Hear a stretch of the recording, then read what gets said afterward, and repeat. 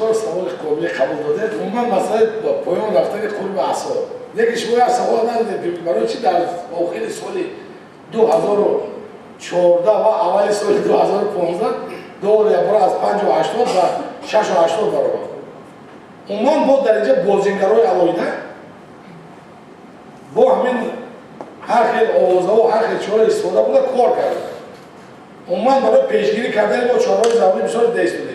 عموما کماندای وقتی که تیمی نو شد بسیار من میدونم بسیار رفیقان در درون ناخونک بسیار ایراد و بسیار چیزا داشتن که قربا برای نگاه داشتن برای ما کارهای زیاد بکردیم. اون عملیاتایی که برای خرید فروش اسباب بطر الکترونی میشد اون را من کردیم. تشکیلات قرضی خودی که با همین عملیات‌ها یکم سرمایه نداشتن سرمایه نداشتن عملیات رو میگذراندن ما فعالیت اون را قطع کردیم باید با همین عملیات و بسیار شخصا برای فکر میکردن که ما همه ذخیره‌های اسعاری خودمون رو برآوردیم به خاطر پیشگیری نمودن پول به اسعار ملی پایان فرآوردن پول به اسعار ملی. یکی خیلی نبود ما همه ذخیره‌های واقعی خودمون ما حساب خرید فروش اسعار خارجی روبل روسی حساب ما پول به نگاه داشته و نگاه داشته میتوانیم.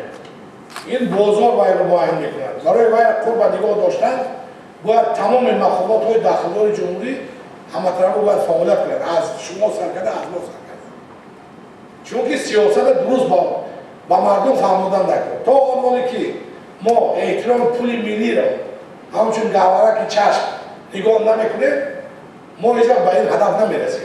برای همین ما کارهای تبلیغاتی و تشویقاتی دیگر کارهای فرماندهی رو بوده ایستادیم و آن عملیاتایی که آن نقطه‌هایی که مبادله اسعار بود عموما همه شما میدونید واقع واسط میدونید که نقطه‌های مبادله اسعار شخصی ما اپریل بسته شده از ما با قرار بانک ملی یکی همون تا ما یولی ادامه یافت بسته شویش همون واضح قریب زیاده از 1500 تا نقطه مبادله اسعار به تشکیلات‌های قرضی گذشت و زیر نظارت تشکیلات‌های قرضی گذاشت.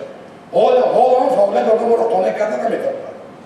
ما در نزدیکی با تشکیلات قرضی اینجا یک جماعت گذراندیم و خلاصه آمده که نقطه‌های مبادله اسعار و نقطه‌های انتقال مبلغ‌ها رو که از بیرون مبلغ وارد میشه اون رو یکجا کردن. برای نظارت قطعی بودن ما از همین ترتیب نو رو تهیه کردیم به نزدیکی پیشرو